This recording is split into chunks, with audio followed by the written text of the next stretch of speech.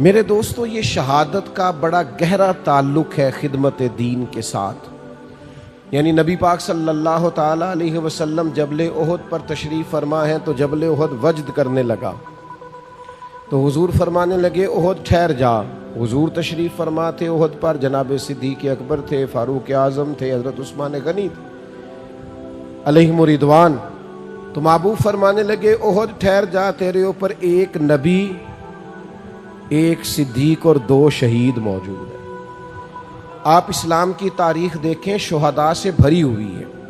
شہادت پیش کر دینا یعنی جان ہی اللہ کے رستے میں قربان کر دینا۔ جان، ہم اپنی جان کے مالک نہیں ہیں، اس کا مالک ہمارا رب ہے۔ اس لیے کوئی اپنی مرضی سے مرے تو خودکشی حرام ہے، اور اس کے رستے میں چلا جائے تو اللہ شہادت کا درجہ عطا کر دیتا۔ یہ اس کے رستے میں جانی چاہیے۔ قرآن مجید فرقان حمید شہداء کی فضیلتوں کو جب بیان کرتا ہے تو بالکل ایک انوکھا مضمون اور ایک انفرادی نظم قرآن مجید قائم کرتا ہے۔ یعنی کچھ لوگ بدر میں شہید ہو گئے، تو اب ظاہر ہے کہ جو رواج ہوتا ہے بات کرنے کا، ہمارے ہاں بھی اسی عرف میں بات ہوتی ہے، فلاں کا انتقال ہو گیا۔ بعض لوگ ان لفظوں سے بھی کہتے ہیں یا فلانا فوت ہو گیا، فلاں مر گیا۔ ان جملوں سے جانے والوں کو لوگ تعبیر کرتے ہیں کہ فلاں آدمی رخصت ہو گیا، فلاں چلا گیا۔ تو بدر والے جب لوگ انہوں نے اپنی جان اللہ کے رستے میں پیش کی تو کچھ لوگوں نے کہنا شروع کر دیا فلاں چلا گیا، فلاں چلا گیا، فلاں انتقال کر گیا، اور بعض اللہ یہ بھی کہا فلاں مر گیا۔ تو یہی جملے روٹین میں ہوتے تھے جانے والوں کے لیے، تو اللہ کی غیرت نے گوارا نہیں کیا کہ میرے رستے میں کوئی جان دے دے اور لوگ کہیں مر گیا ہے۔ یہ ذرا انداز دیکھیے قرآن مجید کا، ترتیب دیکھیے۔ فرمایا وَلَا تَقُولُوا لِمَن يُقْتَلُ فِي سَبِيلِ اللَّهِ أَمْوَاتٌ، جو اللہ کے رستے میں انتقال کر جائے اسے مردہ نہ کہو۔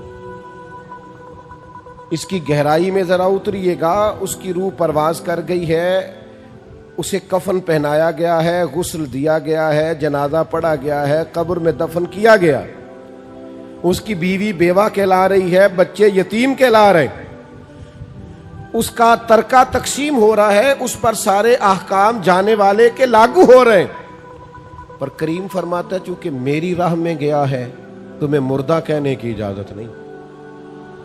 تو مالک مردہ نہ کہیں تو پھر وہ کیا ہے؟ فرمایا بل احیاء، بلکہ وہ زندہ ہے۔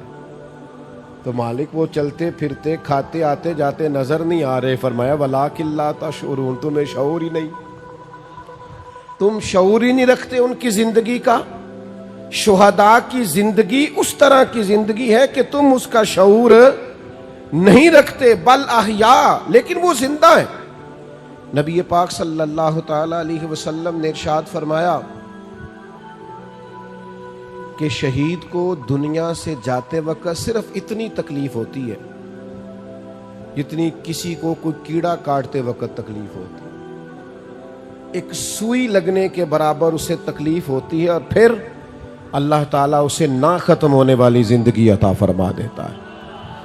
شہادت کی آرزو کرنا، میں آپ کی خدمت میں عرض کروں کہ جینے کی بہت زیادہ حرص رکھنا، زندگی کی بہت زیادہ طلب کرنا، مرنے کو جی نہ چاہنا، اسے قرآن مجید نے اہل یہود کا طریقہ کہا ہے۔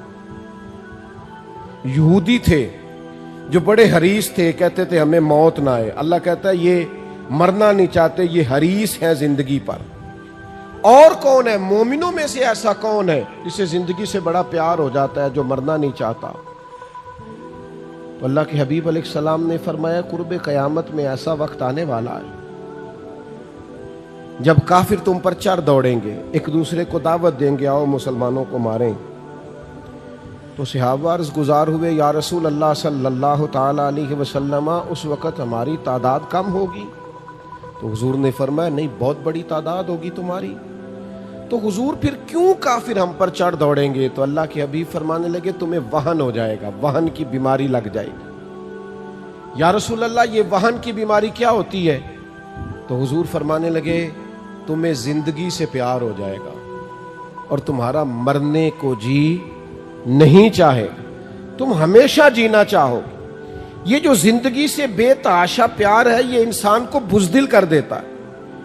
ये जिंदगी से बेपनाह मोहब्बत करना और मरने को जीना चाहना, ये इंसान को बुज़दिल, कमजोर और दुनिया परस्त बना देता है।